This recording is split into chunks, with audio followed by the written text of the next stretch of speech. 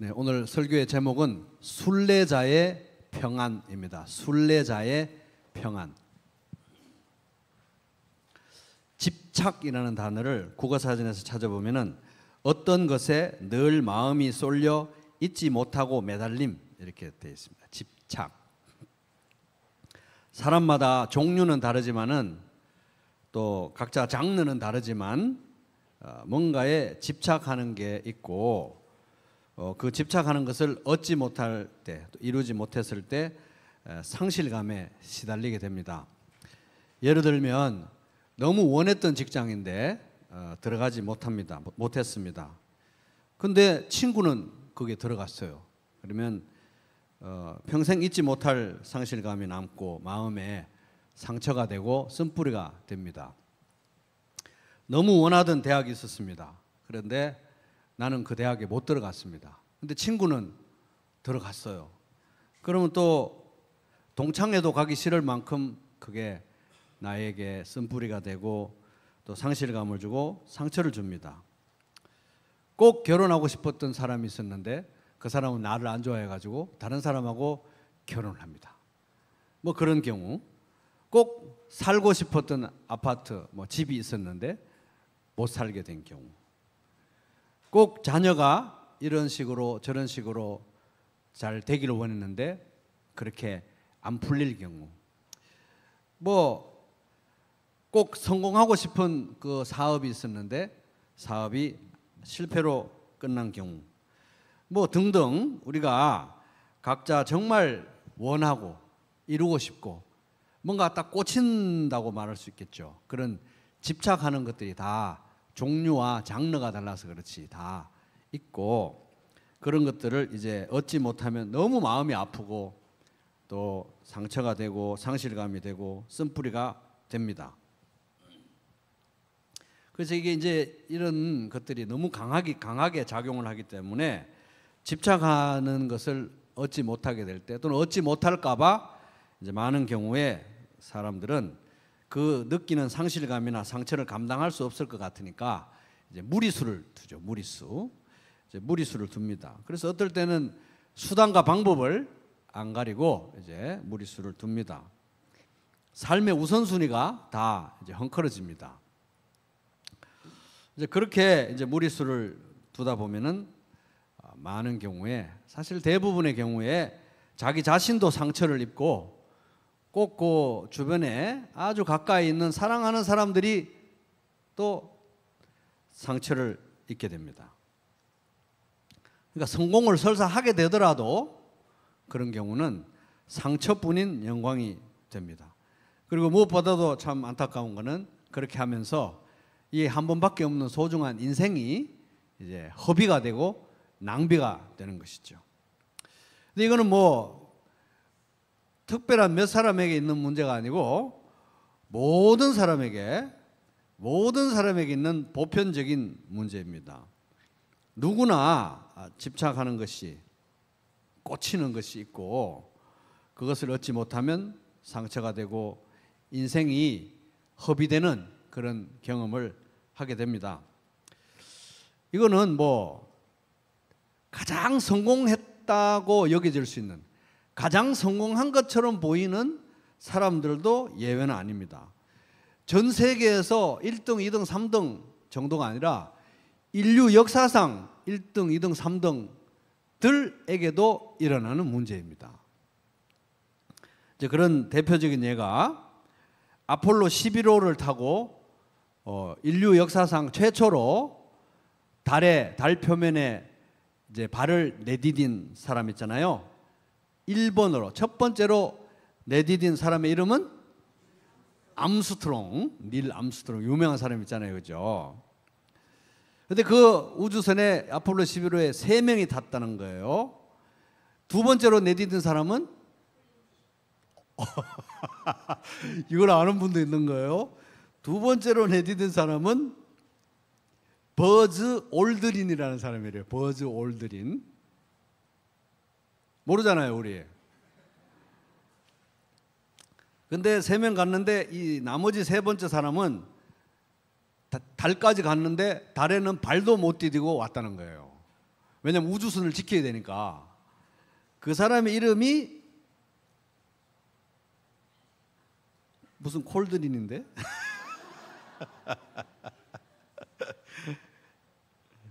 이 콜드린, 마이클 콜린스. 미제 이름들이라 가지고 참. 그래서 1번은 암스트롱, 2번은 올드린, 3번이 이제 콜린스. 이 사람은 달에 발도 못 디딘 거예요. 근데 참 역설적인 결과가 나왔답니다. 첫 번째로 발 디딘 암스트롱은 너무 유명해져 가지고, 자기는 소극적 좀 소심한 사람인데 너무 유명해 가지고 유명세에 너무 시달려서 인생 내도록 피곤하게 살았대요. 그런데 두 번째 내린 이분은 1번이 아니고 2번으로 발을 디뎠다는 사실 때문에, 암스트롱은 알아주고 자기는 안 알아준다는 사실 때문에 너무 상실감을 가져서 상실감, 우울증, 알코올 중독, 불륜, 그리고 반복된 이혼으로 재정적으로도 어려운 힘든 인생을 살았답니다.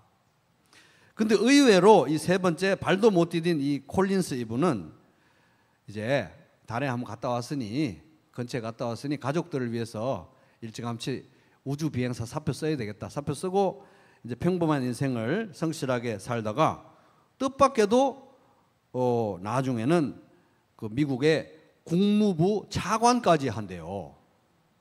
참 희한하죠. 그래서 이 전 세계 1등, 2등 정도가 아니라 인류 역사상 1, 2, 3등인데도, 인류 역사상 2등을 했는데도 1등이 못 됐다는 사실에 딱 꽂히게 되면은, 집착을 하게 되면은 이렇게 상처가 되고 이렇게 쓴뿌리가 나고 이렇게 인생을 허비하게 된다는 것입니다. 하나님이 주신 거, 하나님이 허락하신 만큼에 대해서 만족하지 못하고 하나님이 허락하신 것 밖에 그 너머에 있는 것에 집착을 해서 왜 저거는 안 주시는 겁니까? 이렇게 하나님을 의심하고 하나님을 원망하는 것은 죄입니다. 죄. 근데 이런 죄는 뭐 어제 오늘 시작된 게 아니고 에덴 동산에서부터 시작이 돼요. 우리 조상, 최초의 조상 에덴 동산에서부터 시작이 됐습니다. 여호와 하나님께서 아담에게 명령해 말씀하셨습니다. 너는 이 동산에 있는 각종 나무의 열매를 마음대로 먹을 수 있다. 그러나 선과 악을 알게 하는 나무의 열매는 먹지 마라. 그것을 먹는 날에는 네가 반드시 죽을 것이다. 창세기 2장 16절 17절. 아담과 하와는 에덴 동산에 그렇게 풍성했잖아요. 그렇게 먹을 게 많았어요. 평생 먹어도 다 못 먹을 만큼 너무너무 많았는데, 그것에 만족하거나 그것에 감사하거나 그것을 즐기는 데는 인생을 사용하지 않고 딱 하나에 꽂힌 거예요. 안 준 거, 선악과. 거기에 꽂혀가지고 왜 하나님 이 많은 과일 중에 저걸 왜 안 주십니까? 그래서 거기에 집착을 해서 하나님 의심하고 하나님 원망하고 하나님 말씀을 어겼고 결과적으로 하나님으로부터 분리되는, 하나님으로부터 멀어지는 타락의 길을 걷게 됐고, 자기들만 그런 게 아니라 그 후손 온 인류가 다 그 이후로 타락의 길을 비참한 인류의 역사의 시작이 되었습니다. 이 이제 집착의 문제, 이런 문제에 대해서 오늘 이제 우리가 읽은 본문 시편 131편의 저자인 다윗도 예외는 아니었습니다. 이런 집착의 문제의 소지가 있는 그런 일들이 다윗의 인생에도 있었습니다. 다윗은 성전 건축하는 게 이제 평생 소원이었어요. 이분은 열심히 특심해서 성전을 건축하고 싶습니다. 성전 건축이 이분의 평생 소원이었습니다. 그런데 하나님께서 다른 것도 아니고 성전 짓게 해달라고 하는데 하나님이 안 된다 이렇게 말씀하셨죠. 여호와의 말씀이 내게 임하여 다윗에게 임하여 이르되 너는 피를 심히 많이 흘렸고 크게 전쟁하였느니라. 네가 내 앞에서 땅에 피를 많이 흘렸은즉 내 이름을 위하여 성전을 건축하지 못하리라. 역대상 22장 8절. 네 아들이 지을 거다. 솔로몬이. 너는 말고. 이거는 마치 이 다윗에게는 어떤 상황이었냐 하면은 다윗하고 솔로몬하고 우주선을 타고 달에 갔습니다. 달에 갔는데 하나님께서 아버지인 다윗에게 너는 전쟁을 너무 많이 했고 피를 많이 흘렸기 때문에 달에 발을 딛지 마라. 네 아들 솔로몬이 발을 딛고 돌아와라. 이런 상황이나 마찬가지였던 것입니다. 다윗이 얼마나 이 부분에 대해서 집착하고 화가 나고 원망할 만했겠죠. 아니 하나님, 제가 무슨 전쟁한 게 저조차고 전쟁한 겁니까? 하나님 나라와 의를 위해서 전쟁하고, 그리고 전쟁터 나가면 피를 흘리는 게 당연한데 그 피를 흘렸다고 저보고 이렇게 달에는 발도 못 디디게 하시고 성전도 못 짓게 하시고, 왜 제가 성전을 지을 수 없는데요 하나님? 이렇게 집착하고 원망할 수 있는 그런 문제였습니다. 얼마든지 그렇게 따질 수 있고 집착할 수 있는 문제였는데 다윗은 다행히 그 문제에 집착하지 않았어요. 집착하지 않고 내가 성전 못 지으면 어떠나, 내가 준비해 주면 되지. 그래서 평생 성전 건축을 준비했습니다. 아들 솔로몬이 지을 수 있도록 그것으로 만족했습니다. 그 정도 이야기를 보면은 다윗은 이 집착의 문제에 대해서 좀 자유하는 사람이었고 굉장히 태도가 좋은 사람이었다는 걸 알 수 있는데, 그러면 다윗은 이 집착의 문제에서 항상 성공적이었느냐? 또 그건 아니라는 겁니다. 다윗은 사실 이 집착의 문제에서 아주 건강하지 못한 그런 때가 있었어요. 예를 들어서 이미 자기에게 부인이 여러 명 있는데 또 불구하고 하필이면 충신 중에 충신인 우리아라는 부하의 부인을 탐해가지고 그 분에게 꽂혀서 집착을 해서 간음을 행하고 그 남편 우리아를 아주 비열한 방식으로 죽게 만들죠. 그러니까 집착의 문제가 다윗에게도 없었던 것은 아니었던 것입니다. 자기가 뭐 완벽해서 오늘 이 시편 131편과 같은 시를 지은 건 아닌 것입니다. 그런데 분명한 것은 이 다윗의 인생의 어느 시점에서 적어도 이 시편 131편을 지을 이 시점에서는, 인생의 이 무렵에서는 다윗은 이 집착의 문제를 내려놓고 하나님이 허락하지 않으신 것에 대해서 마음이 꽂혀서 탐하고 하는 집착의 문제를 내려놓고 하나님 앞에서 마음의 평안과 평정심을 얻은 것 같아요. 요 시를 지을 때쯤에, 아니면 인생의 어떤 시점에서 그 내용을 이 오늘 시편 131편에 짓고 있습니다. 우리가 뭐 확실히 알 수 없지만 이렇게도 이야기할 수 있겠죠. 아마도 이렇게 얻게 된 평정심 아니면 평안, 이 집착의 문제에 대한 이 해결, 이런 것이 해결됐기 때문에 자기가 성전 짓지 못한다는 것에 대해서 쓴뿌리를 갖지 않고 내가 못 지으면 어때? 준비라도 할 수 있으면 감사하지, 그런 태도로 착실하게 준비할 수 있었던 것인지도 모르겠습니다. 자, 131편 2절 한번 같이, 아름다운 구절이죠? 한번 같이 읽어보겠습니다. 시작. 실로 내가 내 영혼으로 고요하고 평온하게 하기를 젖된 아이가 그의 어머니 품에 있음 같게 하였나니 내 영혼이 젖된 아이와 같도다. 그래서 다윗은 이 시편 131편을 지을 때 자기가 도달하게 된, 자기가 알게 된, 자기가 경험하고 있던 그 평안을 뭐라고 표현하고 있냐면은 젖된 아이의 평안에 비유하고 있습니다. 젖된 아이의 평안. 그래서 다윗이 뭐 그렇게 항상 평안한 인생을 산 건 아니잖아요. 굴곡도 많았고 험한 인생 살았습니다. 그렇지만 하여튼 이 시편 131편을 지을 무렵에는 자기가 자기 손으로 젖된 아이의 평안이라고 표현하는 이런 평안을 누리고 있었다. 이것을 누리는 방법을 알게 된, 이 평안에 도달한 상태였던 것으로 보입니다. 그런데 이제 우리가 여기서 다윗이 묘사를 하기를 젖된 아이의 평안이잖아요. 젖을 먹는 아이의 평안이 아니고, 젖을 먹고 있는 아이의 평안이 아니고, 젖을 떼고 있는 아이의 평안도 아니에요. 젖을 떼고 있는 아이는 평안이 없죠. 난리가 납니다. 젖을 떼는 아이들은 세상이 무너졌기 때문에 엄마의 젖을 먹고 모유를 먹는 게 자기 인생의 전부였는데 젖을 떼는 건 아이에게는 뭐 세상이 무너지는 거나 마찬가지니까 젖을 떼고 있는 아이의 평안도 아니고 이상하게도 젖을 먹고 있는 아이의 평안도 아니고 젖을 뗀 아이의 평안이라고 이렇게 묘사를 하고 있는 거예요. 그러니까 젖을 뗀 아이의 평안이라는 거는 젖을 떼야만 누릴 수 있는 아이의 평안이거든요.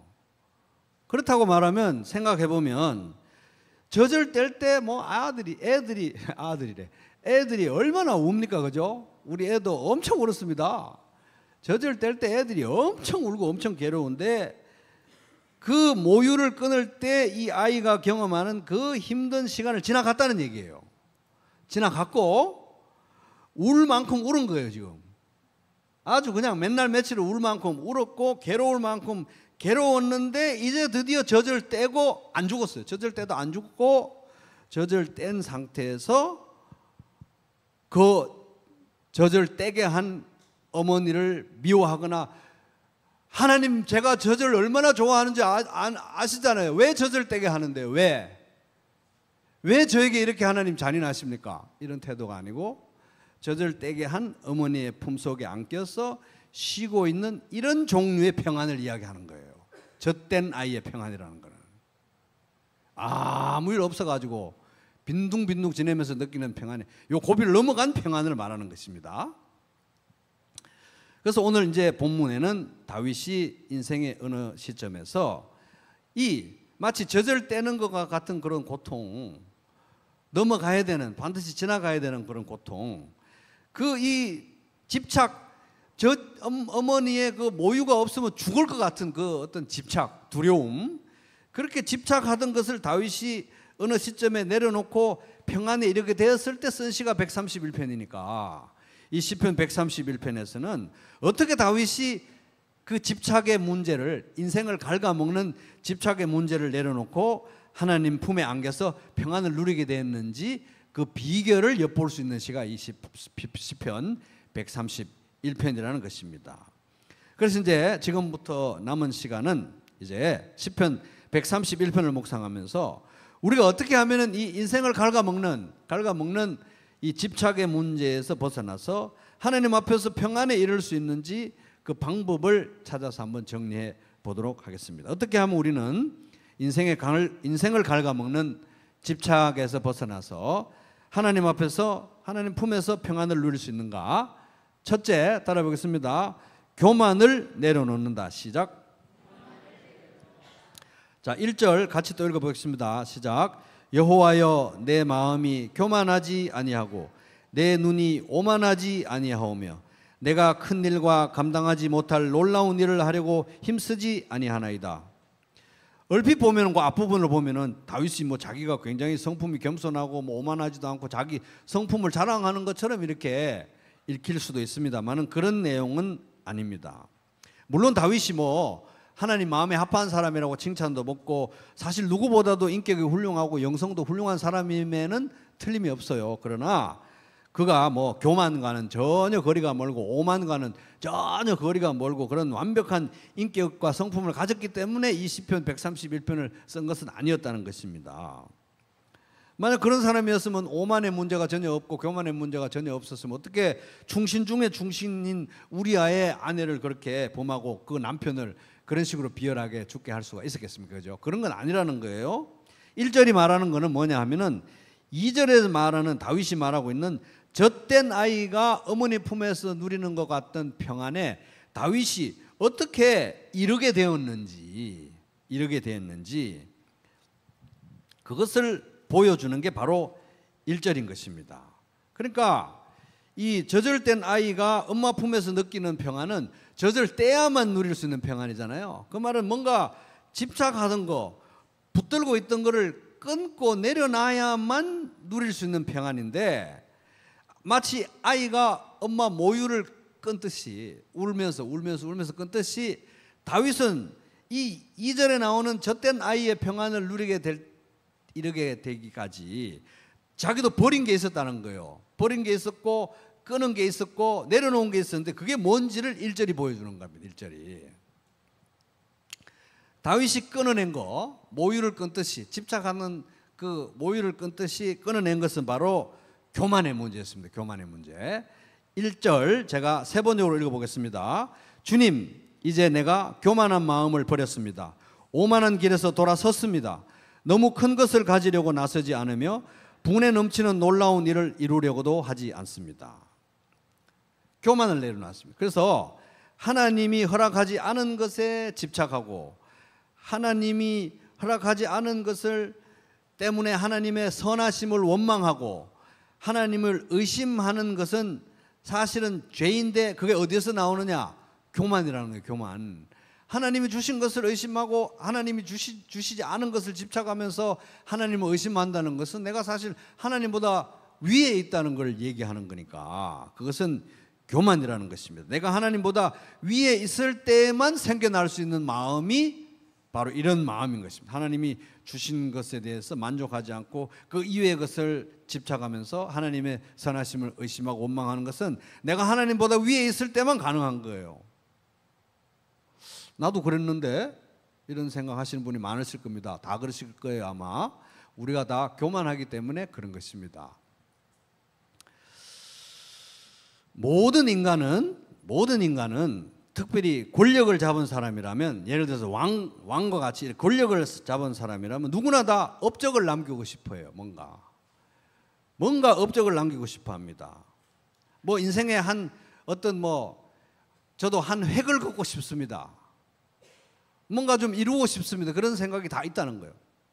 뭐 크게 유명하고 크게 성공하는 건 난 안 바라는데요.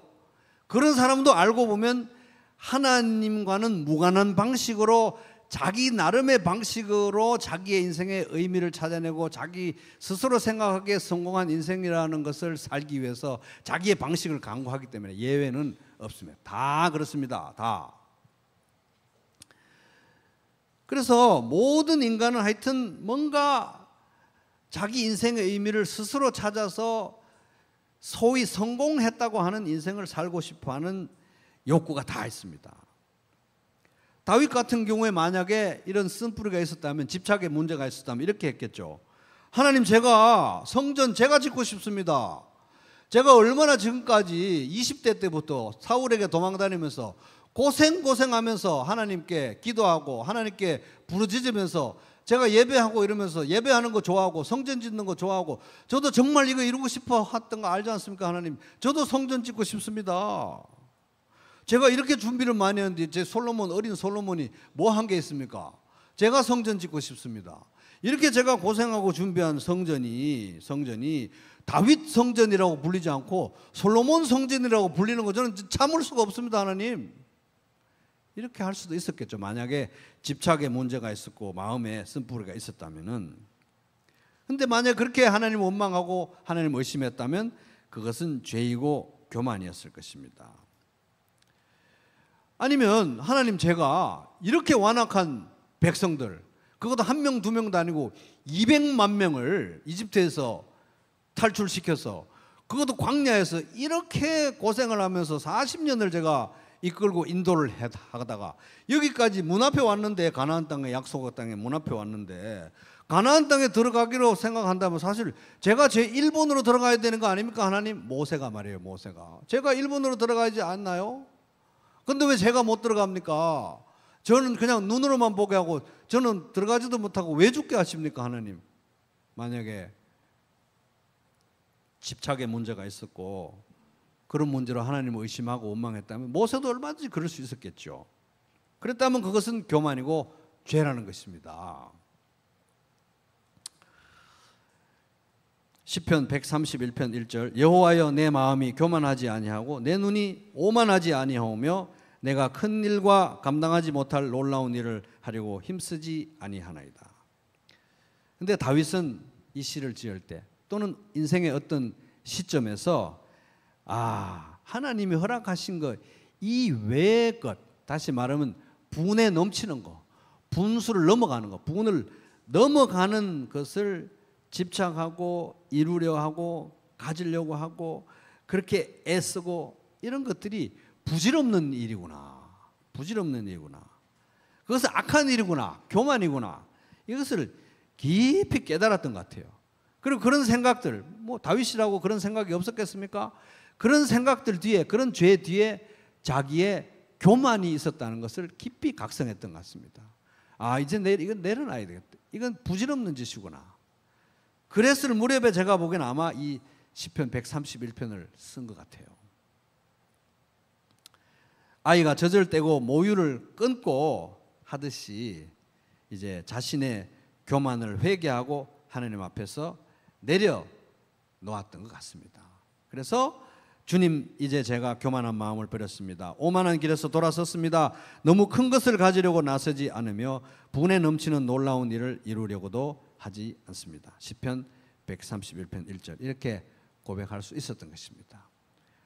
자, 인생을 갉아먹는 이 집착의 문제를 내려놓고 어떻게 하면 하나님 품에서 우리가 평안을, 젖된 아이와 같은 평안을 경험할 수 있는가? 둘째, 따라해보겠습니다. 맡은 일에 충성한다. 시작. 액센트는 맡은에 있는 거예요. 액센트를 맡은에 찍어서 한번 해보겠습니다. 맡은 일에 충성한다.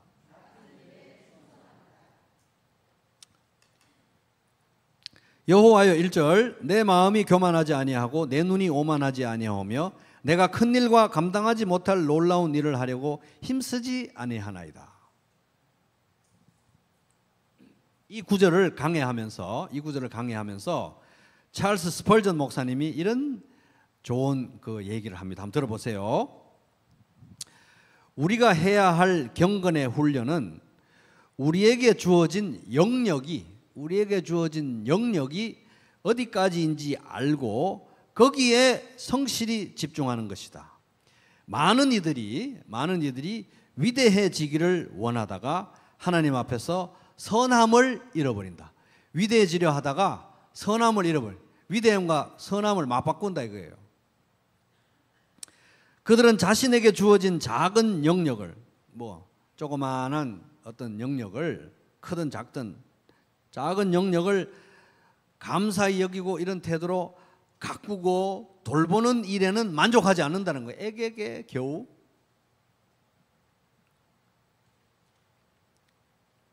그들은 큰 일, 위대한 일을 좇는다. 큰 일이어야 된다는 거예요. 큰 일. 큰 일을 맡겨주세요.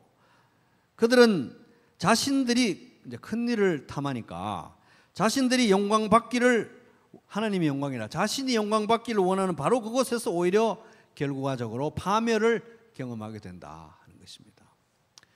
허영에 사로잡힌 사람은 자신이 할 수 있는 정도의 일이면 그것을 우습게 여긴다. 이건 뭐 내가 다 할 수 있는 일인데, 이건 내가 눈 감고도 하는 일이야. 우습게 여기고 정성 들여서 하지 않는다는 거예요. 그들이 하고 싶어하는 일은, 자, 이 허영에 빠진 사람들이 하고 싶어하는 일은 부르심을 받지 않은 일, 하나님이 나를 부른 그런 그 일이 아닌, 소명이 아닌 다른 일, 남의 일, 또는 스스로 준비도 안 된 일들을 탐한다는 거예요. 그들은 5달란트를 받기 전에는 손 하나 깜짝 하나 들지 않는다. 왜 5달란트를 왜 안 주는데요, 하나님? 그들은 친구와 이웃들 가운데 낮은 자리에 처해서 섬기기를 원하지 않는다. 누구나 다 인생에 태어나서 이 세상에서 뭐 족적도 남기고 싶고 뭔가 업적도 이루고 싶고 내 인생에 참 이걸 이루었다, 내 인생의 의미는 이거다, 뭐 그런 거 다 하고 싶고 사람들에게 인정받는 인생을, 하여튼 주변 사람들에게 인정받는 인생을 다 살고 싶습니다. 심지어 개인적으로 그럴 뿐만 아니라 교회적으로, 집단적으로도 그래요. 집단적으로도. 그래서 우리 교회가 크게 부흥해가지고, 우리 교회가 이 대한민국에서 크게 유명해가지고, 우리 교회가 이 대한민국 고개를 들었다 놨다 떠들썩하게 해가지고 그런 일을 할 수 있으면 좋겠다. 이 집단적으로도 그렇다는 것입니다. 그러니까 심지어 목회를 하면서도 성령에 충만한 게 아니라 야심에 충만할 수가 있다는 거예요. 그런 시험과 유혹을 저도 늘 받고 있는 것입니다.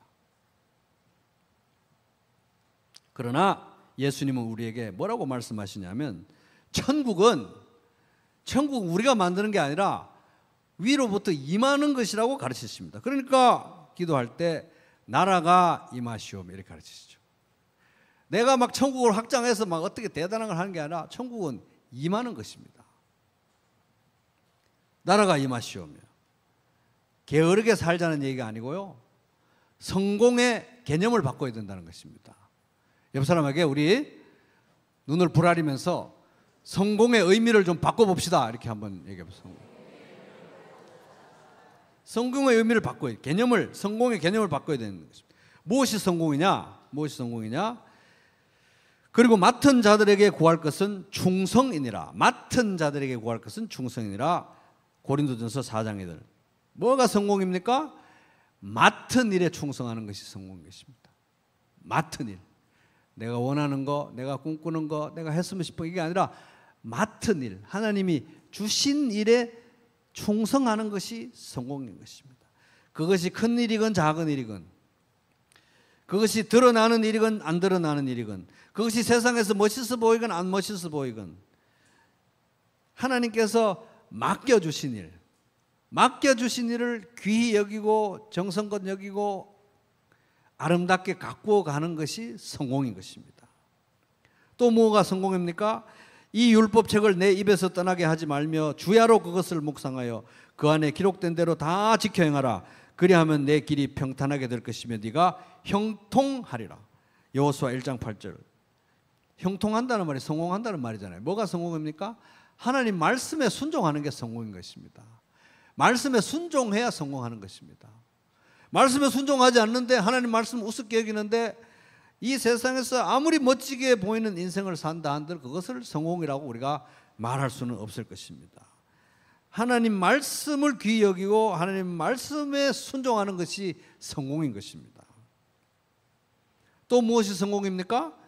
이스라엘아 들으라. 우리 하나님 여호와는 오직 유일한 여호와시니 너는 마음을 다하고 뜻을 다하고 힘을 다하여 내 하나님 여호와를 사랑하라.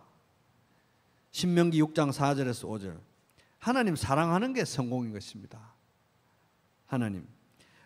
남들 보기에 멋지고 남들이 인정해주고 남들이 다 부러워할 만한 인생을 산다고 해도 그것을 통해서 내가 지금 하나님에게서 멀어지고 있다면, 하나님을 사랑하는 것에 대해서 내가 멀어지고 있다면 그것은 성공이 아니라 비참한 실패인 것입니다. 하나님을 사랑하지 않는데 사람들이 보기에 아무리 멋있으면 그게 성공이라고 말할 수 없는 거죠. 하나님을 사랑하는 것이 성공인 것입니다.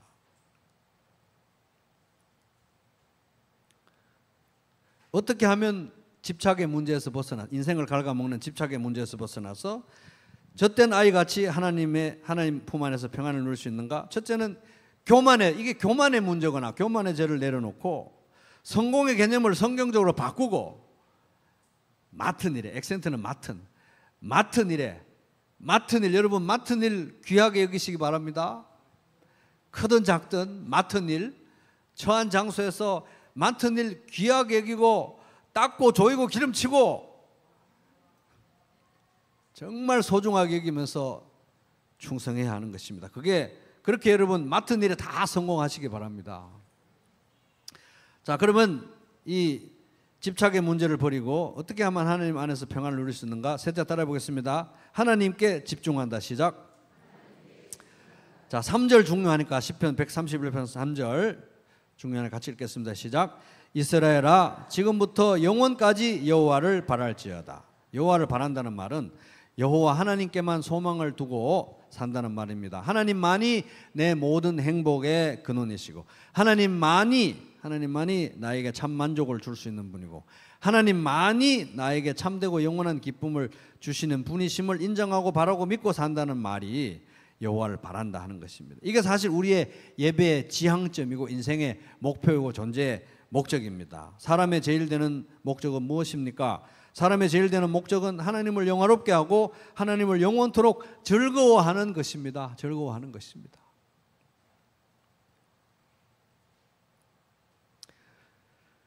그렇게 하나님 제가 그 대학에 들어가고 싶었는데 왜 저는 그 애는 되고 왜 저는 왜 안 되는 겁니까?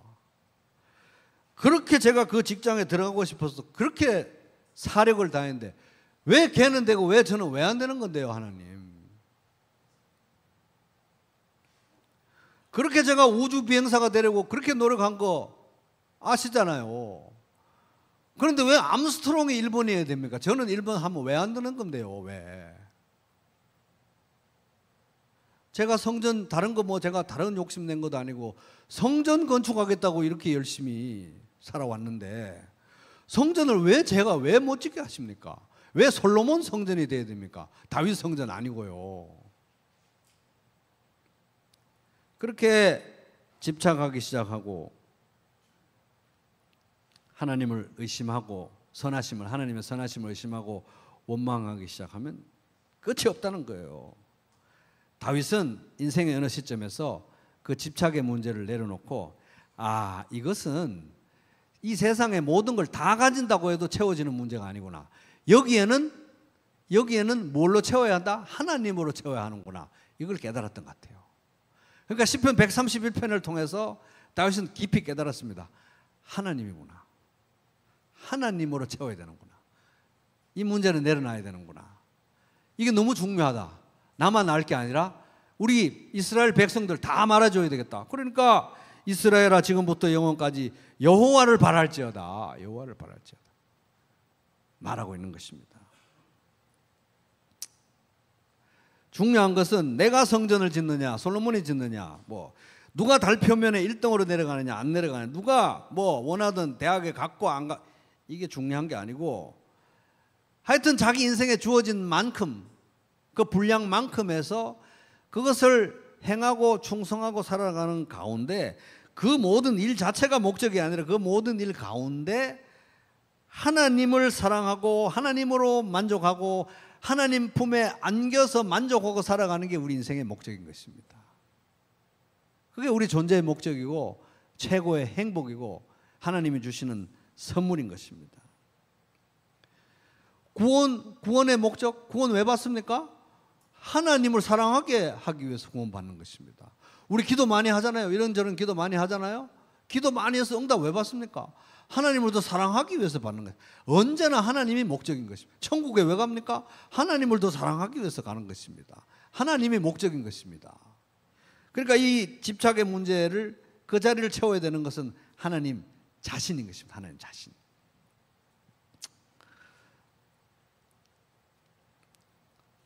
젖된 아기의 평안, 젖된 아기의 평안. 없으면 죽을 것 같은 분유를 끄는 거예요. 분유를 끄는 거예요. 이제 단단한 음식을 먹고 이 아이에게 중요한 것은 엄마 자신이 제일 중요해요. 엄마 자신이. 엄마의 품이 제일 행복해요. 엄마만 있으면 돼요. 엄마만 있으면 다 해결되는 것입니다. 하나님만 있으면 다 해결되는 것입니다. 하나님이 제일 좋은 거예요. 우리에게.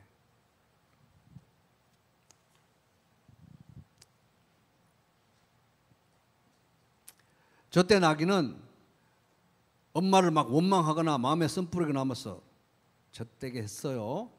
나중에 크면 한번 봐. 그렇게 잔인하게 말이야. 젖을되게 하고. 내가 얼마나 그 모유 좋아하는지 알면서. 왜 그랬어요 하나님? 왜? 계속 먹으면 왜 안 되는데요? 왜? 이러지 않았다는 것입니다.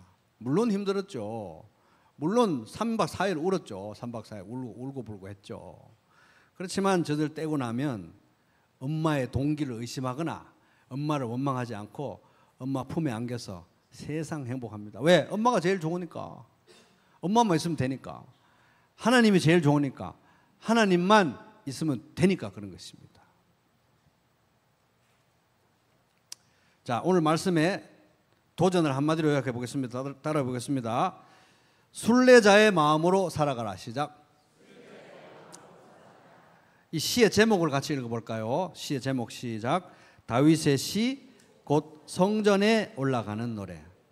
성전에 올라가는 노래라는 제목이 많이 나옵니다. 시편 120편부터 134편까지 쭉 보면 다 제목이 성전에 올라가는 노래예요. 성전에 올라가는 노래는 말 그대로 성전에 올라가는 노래입니다. 이스라엘 사람들은 특별히 남자들은 1년에 3번씩 자기가 이스라엘 지역 어디에 살든지 무조건 예루살렘으로 성전에 올라가서 예배를 드려야 됐습니다. 3번 올라가야 됩니다. 6월절, 77절, 초막절. 근데 이 성전에 올라가는 길이 가깝지가 않잖아요. 성전에 올라가는 그 긴 여정 동안에 우리가 마치 힘든 모내기나 뭐 이런 거 할 때 이 전통 노래 부르듯이 이들도 성전에 올라가면서 길이 힘들고 험하니까 노래를 부르면 올라갔는데, 그때 올라가면서 불렀던 노래들을 모아놓은 게 이 성전에 올라가는 노래예요. 그러니까 성전에 올라가는 순례자들의 노래라고 볼 수 있는 겁니다. 그러니까 이 성전에 올라가는 노래들은 성전을 향해서, 다시 말하면 우리 인생에 굉장히 아름다운 그림을 그려주는데, 우리도 어떻게 보면 천성을 향해 가는 순례의 길이잖아요.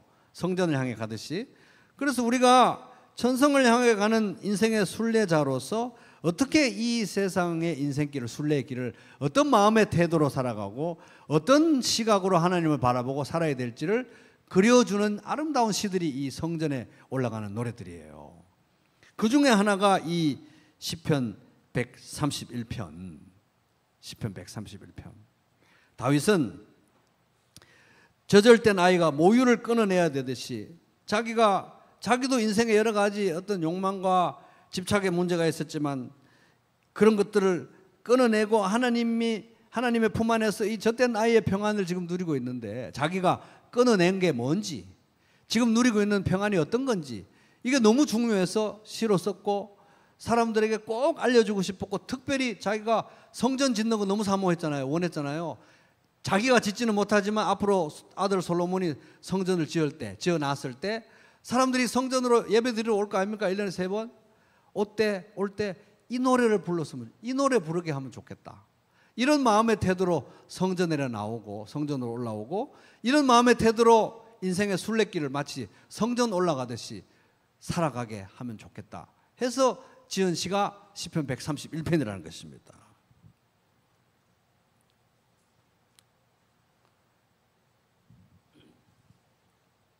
그래서 이 시편 131편은 순례자의 마음의 태도, 순례자의 영성이 어떠해야 되는지를 다윗의 관점으로 보여주는 정말 아름답고 귀한 시인 것입니다. 그래서 젖된 아이의 평온함, 젖된 아이의 평안함, 여러분들 다 누리게 되시기를 바랍니다. 다윗은 이것을 누리게 될 때까지 교만을 일단 회개해야 됐어요. 교만의 죄를 내려놓고 교만을 회개했습니다. 그리고 겸손히 나에게 주어진 분깃, 나에게 주어진 목, 나에게 맡겨주신 일에, 맡은 일에 내가 귀히 여기고 충성하면 되는구나. 맡은 일에 충성하기로, 그 넘어가지 않고 귀히 여기고 충성하기로 작정했습니다. 그리고 무엇보다도 이 모든 일들 가운데 최종 목적은, 가장 귀한 분은, 내가 상속받아야 될 분, 내가 정말 누려야 될 최고의 행복, 최종적인 행복은 다른 게 아니라 하나님 자신이구나. 하나님 자신. 그래서 하나님을 바라고 하나님께 집중하는 삶을 살아라고 사람들에게 꼭 말해주고, 특별히 성전 올라갈 때는 이 노래를 부르게 하고 싶다. 이렇게 쓴 시인 것입니다. 여러분, 시편 131편을 묵상하시기 바랍니다. 순례자의 마음으로 젖된 아이처럼 하나님의 품에서 평안을 경험하는 복된 하루하루 되시기를 주님의 이름으로 축복합니다.